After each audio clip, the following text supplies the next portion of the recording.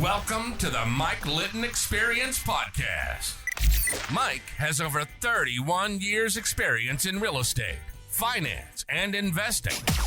He's passionate about being a father, a teacher, a realtor, an investor, and a leader. Everyone has a story, and our passion is to help them tell it. And now, introducing the host of the Mike Litton Experience, Mike Litton. So what can you expect from the Mike Litton Experience? You can expect stories that will inspire, motivate, advice that will sharpen your focus, and expert information on real estate, finance, and market conditions. We could really see the difference of what late onset versus early onset looks like.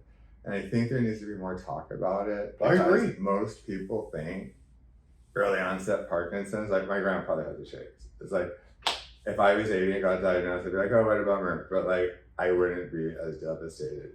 And when I say devastated, even Russell would say, like, they gave you that heavy news, you legitimately grabbed your cane, went for your briefcase to get up, and that first specialist was like, wait a minute, you need to sit back down. Do you understand what I just told you? Apparently I didn't. Well, I understood enough. In my head, I was thinking it was like, oh, okay, like an old guy gets the shakes, like I could make it through this. Like my hands were getting shaky, my balance was off. I didn't understand all the other stuff. Yeah. I didn't understand the power of the meds. I didn't understand that the variant that I have requires XYZ medications. It's so stupid. I mean, they're working on your brain. They're powerful. I'm not a dumb guy. And they had a screening for dementia. I mean, I went through hell. I was like, for some reason, if you said like, you're gonna have dementia or you're gonna be in a wheelchair, both are horrific. For some reason though, I never heard the word dementia until I got to Hauser. So the wheelchair was always like the thing that I was most afraid of. Then when she gave me the full breadth of it, you know, the whole way it scopes, I was like, she's like, I don't see any signs of dementia with you. It would be negligent of me if I didn't send you to someone to be screened. Right. You want to talk about a scary screening. You're there for 6 hours. At least at the end of the day, I was able to walk out and know like, that's zero on the radar. Because the panic for me would be losing my brain and my thought processes of being able to help people. Yeah. And so here I am plugging away. Yeah, it's been pretty traumatic. And catching me on this at the right time is like, I need to speak up again because there's some people that are misunderstanding things. And there's a lot of toxic behavior that goes on that I can't witness. I just need to remove myself from it. My problem is I won't participate in it. I won't. Yet if I'm front row seat to it, I think you're complicit. Whether you say something or you don't, and this is like me being 58, I've always kind of been this guy, but like very prominently now, like, no. If you're sitting in a group and you're hearing it, right, and it's nasty, you're complicit too. Yeah. I mean, or speak up and say like, that person's not like that. Silence is tacit acceptance. Thank you. Yeah. And so I totally agree. So I totally agree. That's where I've been with stuff, and it's been heavy. So the realignment of moving to Sotheby's has been a very challenging thing. Only because anytime I'm such a guy that doesn't like change, right? It's just the nature of the change. Keller Williams was really good to me. I had a lot of people that are like family there. It was very hard for me to step out, but I also had to be rational enough. And it's very hard for me. I'm so emotional, but I had to be rational enough to be like, the people that are really your friends, they're really your friends. They will really refer to you. They will maintain the relationships with you. You can be a hula hoop real estate company and they don't care. Yeah, they work with you. So yeah, they don't work with whoever the real estate company is. Right. So and I think that's something that people miss a lot of the times. I can't understand. I mean, things that are bothering me of current are like the people on these like real estate masterminds or social media. It's like they sit there and bash like EXP, KW, LPT. This is like, don't you people have anything else to do? This makes everyone look bad. Stop. You have like almost 500,000 members in a social media group where people just keep pelting on brokerages. It's like, best fit for the person. It's a business decision, not personal. It took me 58 years to get there. And even though I made it, I'm saying that now, like, oh, look at I did it, I'm fine. No, I wasn't fine. I wasn't. I couldn't absorb into Sotheby's. I was missing the people at KW. I wasn't being logged. I was letting my emotions rule my business as. So that's a great lesson, by the way, to learn. I know, I So- said it earlier. So you just came back. It's currently end of August of 2023 that we're recording this. You just came back from Mega Agent Camp in Austin. We did go. How was that? It was awesome. Yeah. It was a really great reaffirmation of who the people I just love are. Yeah. And it It's was a good group. It really is. it's such a good group. It was always my favorite event.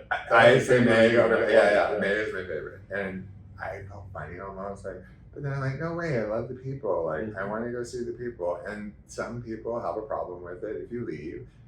I'm sure other brokerages are the exact same way, but I'm more about who cares where somebody's at? Proficiency should be a given. My litmus test is before I'll refer, you could do $500 billion a year and be the world's biggest asshole. I would never refer the person. Right. I'd refer someone that does 10 houses a year, solid individual, good human, that I know is going to take care of the referral. Exactly. And people say, you're crazy, you should send them the one to. I'm like, I'm not sending anyone to anybody. My intuition's usually spot on. If I get that weird vibe up front, not making a referral. Yeah. Period. Anyway. I don't blame you. So, and you've been around the business too. We've known each other and you've been in that same ecosystem. So again, when it comes to Keller Williams, I think there's a lot of fabulous stuff that's there. And it's really good for people. The company changed my life. I was going to say, No two ways- from no two ways about had it. I not been at KW with all this health stuff that happened, I'll tell you right now, the support there was next level epic. Yeah. Very much accepting. Yeah. And Ashley Lund, who runs the KW Metro office, Ashley. talk about a wonderful human with the hugest heart, and Leslie Akers, who's president of luxury, that ran the signature office. You will not find two people with bigger hearts that have zero agenda that legitimately care about the people that are affiliated with the organization. I agree. The only reason that I made the move is from a luxury standpoint. KW is luxury. I'm not saying it is not. Sotheby's I always found fascinating, but yet I would always say you could never get me to go there. Well, Sotheby's is a good company. Let's be honest. It is. And they have a lot of value. They have a lot of value, especially in the luxury side. And I shared that with you before we got started here, that somebody I admire greatly, in addition to you, went to Sotheby's, and it got my attention. Yeah. I had never talked to them. I'm not with them, obviously. I'm with EXP. But relationships matter. Relationships matter to you. Relationships matter to me. It's a big deal. Bigger than most people realize, And I really, really cannot thank you enough for telling your story.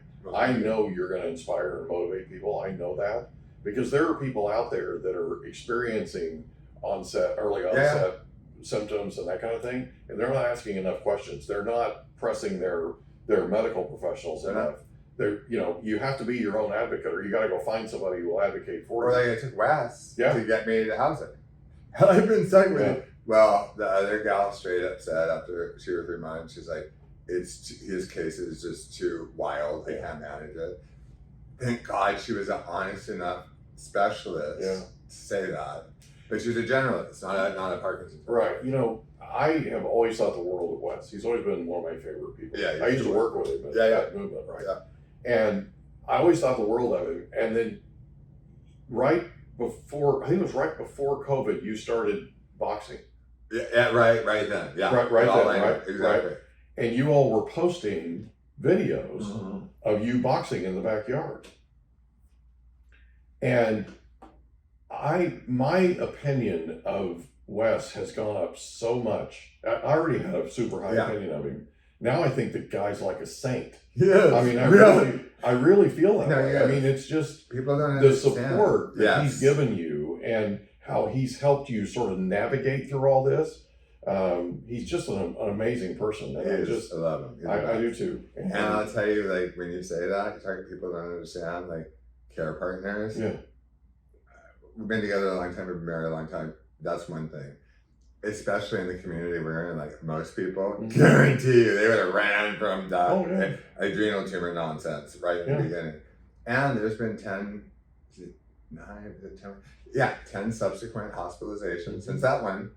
In the 21 years we've been together, months in the hospital, always there, never wavered, never. ever. I don't think that's always easy to solid find. as they come. Yeah. I mean, salt of the earth. And he held me accountable for the boxing because I was being piss and vinegar about it. I'm not going to be able to do it. Can't do it.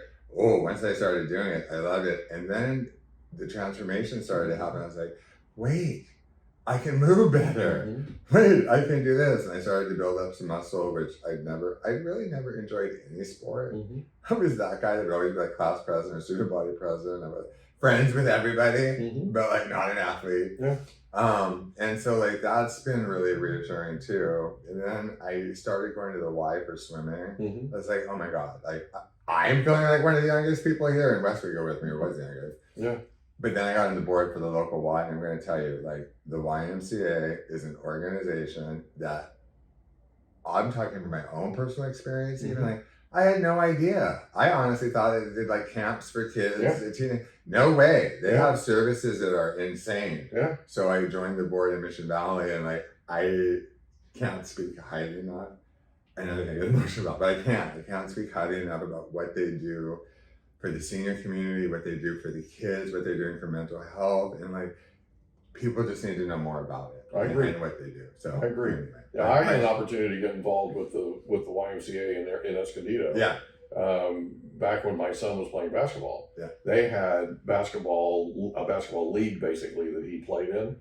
I had no idea. I had no idea the workout facility they had. I had no idea about the pool. I had no idea about the aquatic aerobics that they did and all that kind of thing. And it was a real eye-opening experience for me. I mean, it's amazing what they do. It really is. No, so see that's why we're so perfect together. Yeah. I didn't get it. Or they even have on Wednesdays, which I already have this with my specialist, but like they even have like balance classes. Oh, I didn't know that. And I was like, they didn't have that. Wow. And like the instructors have been there like 30 years. And I become friends with a couple of them, and they're like, you need to tell your story louder. You do. So that people will understand, like, You do, Bryan. come here and we move. One gal, one of her best friends was an Olympic runner. Ended up with early onset and like just gave up on herself. And it took her going to the Y and starting to swim with Claudia and do all this other stuff to regain. She had as bad as mobility. She was having freezing, all the same stuff I was having. And freezing is when you have Parkinson's and you're not managing it. Like, just imagine, like, you know how you can tell you, like, you're not thinking about blinking, you're not thinking about moving your fingers. No, your body it's terrifying. You're like, let's go. Yeah. So, anyway. Do you mind if I tell you a real quick story? You got it? I want you to use your megaphone, okay? And that's part of what we're doing here, okay? We're broadcasting to the world what you've been through and what they can learn from it. I had a health scare, nothing even remotely close to what you've been through. At the end of 2017, beginning of 2018, there was a flu epidemic going around, or flu strain going around. It was one of the deadliest in decades.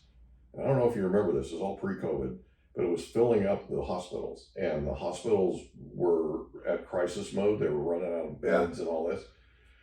I had been to Tampa to visit a buddy of mine.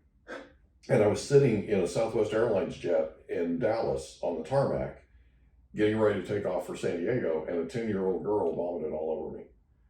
And I knew at that moment that I was going to get the flu because she had it, and I just got bathed in it, right? So I get back to San Diego. I'm down with a fever for 6 days straight. It was brutal. That is brutal. Finally breaks. Day and a half later, I'm sitting down at my computer, send out a couple emails, and I'm heading to the office because I'm way behind, right? My heart is just racing. Like I can't get it to slow down. And I laid down on the floor. I did some deep breathing. I couldn't figure out how to get it to slow down.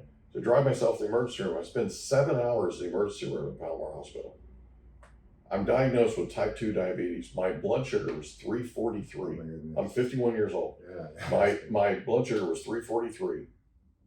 They put 2 full bottles of saline in me and give me 5 units of insulin, get my pulse rate down to 100 beats a minute. My resting heart rate that day at the ER was 145 beats a minute.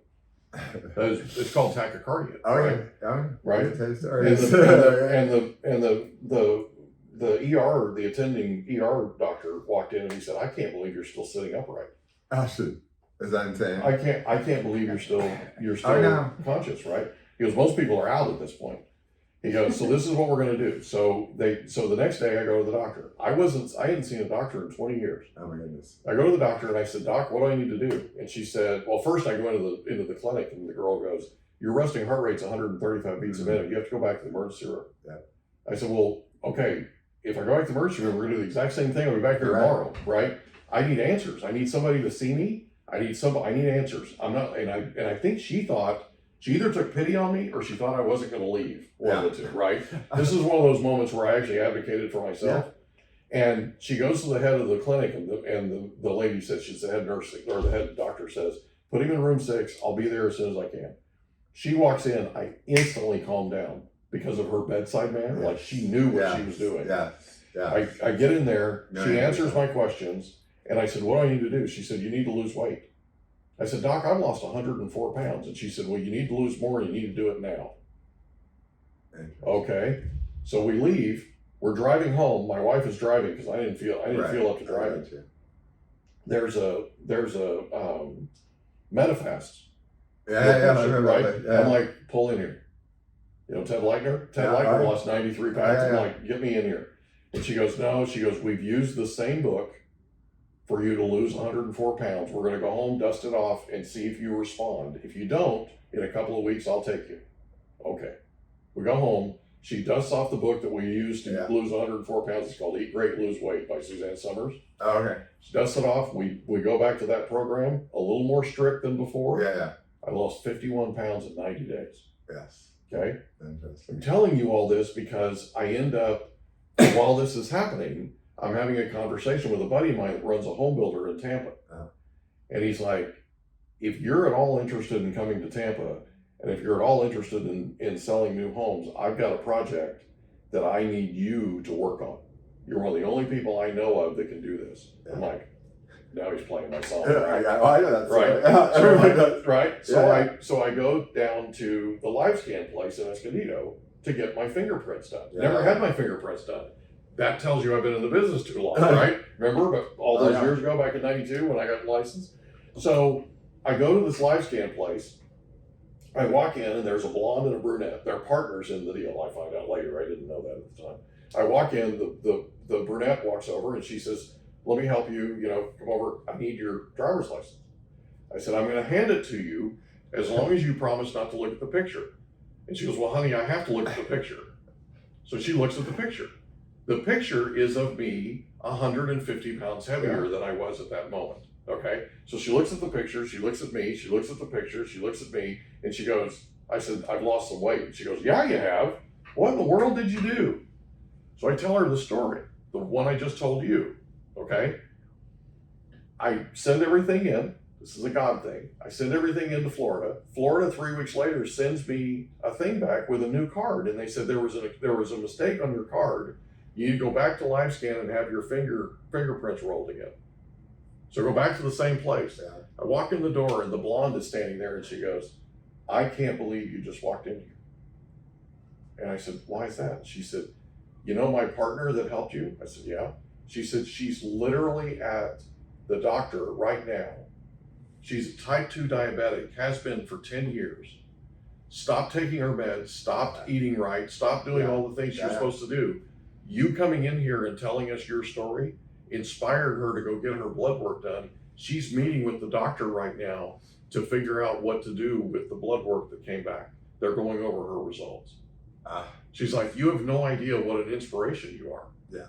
Right? Totally. I'm telling you, you have to tell your story. Okay? Every opportunity you get, you have to tell your story. I will. Okay? You need a megaphone, baby, and you need to use it. Okay?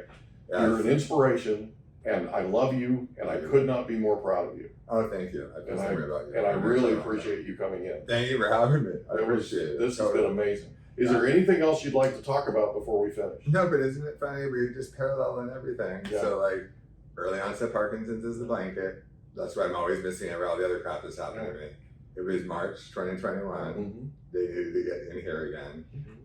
They're like, "Go get cardiac clearance." Well, for about a month or two before that, And you know how much I talk, but like I'd be sitting on my couch and be like, I hadn't boxed, I hadn't done anything. I'd be talking to you, I'd be like, I'm sorry, I'm like out of breath, blah, blah, blah. Yeah, I had like, I'm sorry, had my heart rate was resting. She's like, I need to put a monitor on you, like your heart rate's above 135, she's like, it's not normal. She's like, let me look at your legs. She's like, did your legs swell up like that? I was like, that's why they were wanting me to talk to you, just to make sure. I think it's just edema. And she was like, let me run some tests. Nah, put that on me. So then I had to have like a TTE procedure where they like try to shock you back into like normal sinus rhythm. Right.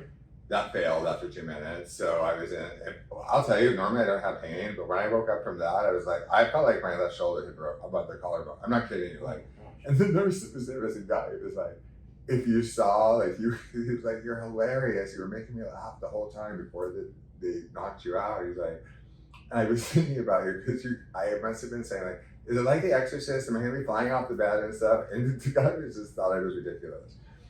But he was very sweet about it. He was like, hey, I've seen your medical history. Like, this is the problem. It only lasted 2 minutes. The next thing they're going to tell you to do is going to feel scary. He's like, don't run from it. And I was like, that's interesting that like a highly compassionate person that I don't even really know seemed to give me the right advice. Like, oh, talking about a God thing, like almost like speaking to me. And I was like, okay, then priorities. Like, oh, my friend's getting married in Cabo. Like, I'll come back in 2 weeks. And the doctor was like, no, you've been living with it this long. All I'm going to tell you is the fact that you're still sitting here in front of me with everything is shocking. You've had episodes of 18 hours and 32 minutes, because I had that thing on me for a week. 18 hours and 32 minutes above 135. So when I went in to have the elevated ablation, the nurse there, we were going back, she was like, I can't believe you're here now. She moved from the regular surgery unit to cardiac. She's like, oh my God. She's like, it's you. She's like, we all love you. And I'm like, I love you guys too, but I wish I was having frequent flyer miles on airlines, not in the hospital. Right. And she was like, the thing about you that's super cool, she's like, you're fearless when you come in. I was like, I never really thought about it. I don't think of myself that way. She's like, no, most people are panicking, like having a nervous breakdown before they get into surgery. I was like, well, what's the choice? Like, do I have a nervous breakdown before I get in there and not have the faith that I have and just, I know if I did that, I bet my results would be a lot different. And they got that fixed and it's situated, and it was just one more slap of like, when I say Parkinson's tries to take you down. Yep, the specialist was like, I told you on day one, we have to look at all of your essential organs and how they function. She's like, I referred you to cardiologist. I said, I went to that guy twice. He just said I had edema in my left leg to take a diuretic that he prescribed and potassium. That was it. Dangerous. Can you imagine had I not followed up again? So I hope people will listen to this and understand, like, you can have a full life. It might look a little bit different than others. You don't have to compare your insides to other people's outsides. And that's a hard thing to do. I do it myself, especially social media and this nightmare.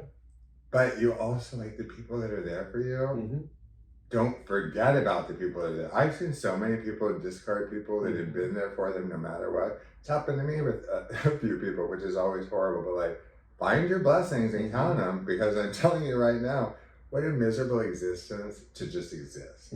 That's sort of my thing. Like, I refuse to just exist. Well, here's the thing. I love Wes. I couldn't love Wes more if I tried. I'm a big fan, you know that. When you were up there, when you were in your backyard boxing, you were inspiring everybody, including me. No, thank you. Okay? Keep it up. Keep doing what you're doing. All right. Okay? That was good. All right. You're amazing, dude. Love you, buddy. I love you. Thank you so much. Thanks for being here. Of course. You're amazing. Thank you. We hope you enjoyed another episode of the Mike Litton Experience. If you did, do us a favor, smash that subscribe button, tell your friends, family, and coworkers about our program, and wherever you get your podcasts, please leave us a rating. It helps us to connect with quality people just like you. And that's a wrap. Another episode of the Mike Litton Experience in the books. Reach out to Mike on Instagram at Litton Realty. Want to meet with Mike? Check out calendly.com/Rio760.